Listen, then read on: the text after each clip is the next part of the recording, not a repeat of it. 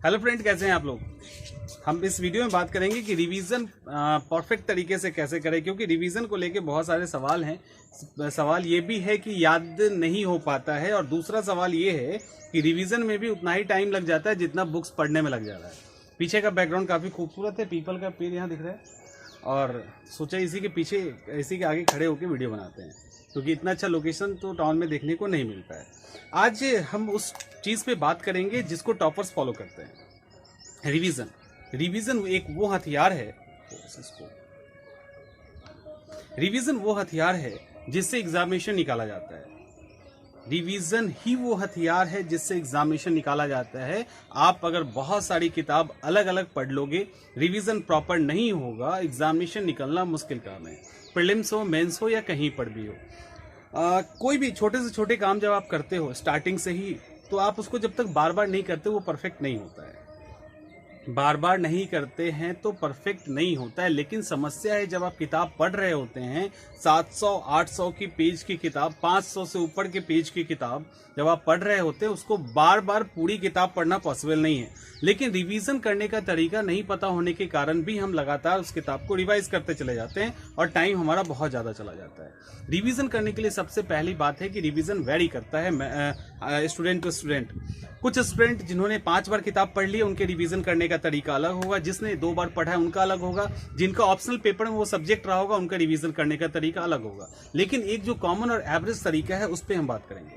Common और average तरीके में आपको कम से कम 2 से 3 अलग अलग कलर के पेन रखने होंगे।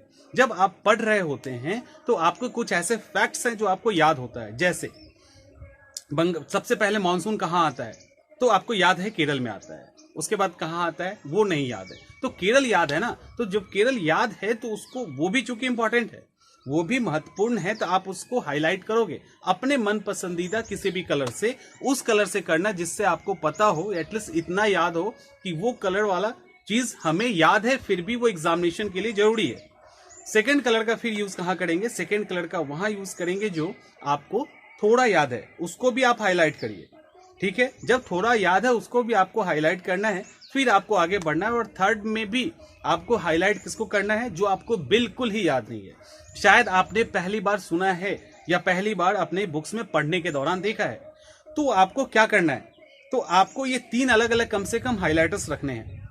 और जिसको आपने पढ़ लिया, जैसे ही आपने, मान लो 500 पेज की किताब है, आपने पढ़ ली, जैसे ही आपने हाईलाइट किया वो पॉइंट्स जो एग्जामिनेशन में पूछा जाएगा लेकिन आपको याद है, तो सेकेंड राउंड में क्या होता है? प्रॉपर तरीके से कलर नहीं करने के कारण या अंडरलाइन नहीं करने के कारण जब आप रिवाइज करते हो तो फिर उसको याद कर लेते हो, इसको ही पढ़ते हो। और जब तक आपकी आंखें उस फैक्ट से हटके, जहां जो कम याद है या जो बिल्कुल ही याद नहीं है, उस पर जब तक आपकी आंखें नहीं जाएगी, तब तक वो आपको पूरी तरह से याद नहीं होगा और आपको बार बार रिवाइज करना होगा। समझ रहे हैं? ये बड़ी समस्या है, और ये समस्या का सॉल्यूशन है अलग अलग कलर के अंडरलाइन करने के लिए पेन, या उसको हाईलाइट करने वाले पेन। तो जो आपको याद है वो भी इंपॉर्टेंट है, उसको साइड करिए। उसको आपको सेकेंड राउंड के रिवीजन में नहीं पढ़ना है। लेकिन और सेकेंड राउंड में क्या पढ़ना है? जो आपको थोड़ा याद है, जो बिल्कुल ही याद नहीं है, उसको आपने पढ़ लिया। उसमें भी जो आपको अब लगता है कि नहीं अब पूरा याद हो गया, थोड़ा कंफ्यूजन था, दूर हो गया, उसको भी उस कलर से हाईलाइट कर दीजिए जिसमें इंपॉर्टेंट तो है बट आपको याद हो गया। अब आप जब फिर अगली बार रिवीजन करेंगे तो आपका नजर सिर्फ उसी फैक्ट्स पे जाएगा या उसी पॉइंट्स पे जाएगा जो आपको याद नहीं है। और ये वो तरीका होता है जिससे पहली बार में आपको रिवीजन करने में हो सकता है 500 की पेज की किताब आपने पढ़ तो रखी है, रिवीजन करने में आपको हो सकता है 3 दिन लग जाए, बाद में 2 दिन, उसके बाद 1 दिन, और उसके बाद अगर इसको आपने कंटिन्यू कर लिया तो एक तो आपके क्वेश्चंस कभी गलत नहीं होंगे, और रिवाइज करने में आपको बिलीव नहीं होगा, 2 घंटे में आप किताब को रिवाइज कर लोगे और बहुत आसानी से।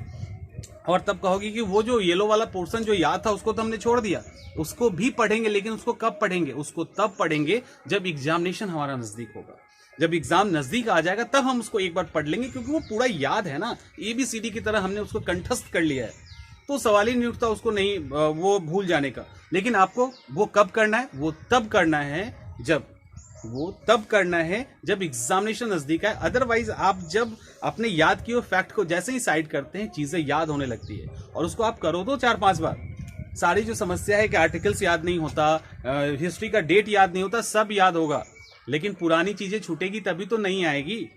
तो पता चला पुराने के साथ नया पढ़ रहे हैं तो फिर तो हो गया, ढाक का 3 पात नहीं करना है। आप इस तरह से करो, हो जाएगा। और इस तरह से टॉपर्स फॉलो करते हैं। और आपको एक किताब को कम से कम 10 बार रिवाइज करना है, 10 बार आपको उस बुक्स को रिवाइज करनी है। इसके अलावा भी दिक्कत आए तो बताना, कुछ और कुछ न कुछ तो ढूंढ ही लेंगे जो याद हो जाएगी। और नहीं ढूंढ पाए तब भी कुछ ना कुछ तो मिल ही जाएगा, टिप्स एंड ट्रिक्स। और पेज वाला तो मैंने बता ही रखा है आपको पेज पे कैसे रख के याद करना है, तो उस तरह से उसको फॉलो कीजिए और ये काफ़ी काम करेगा।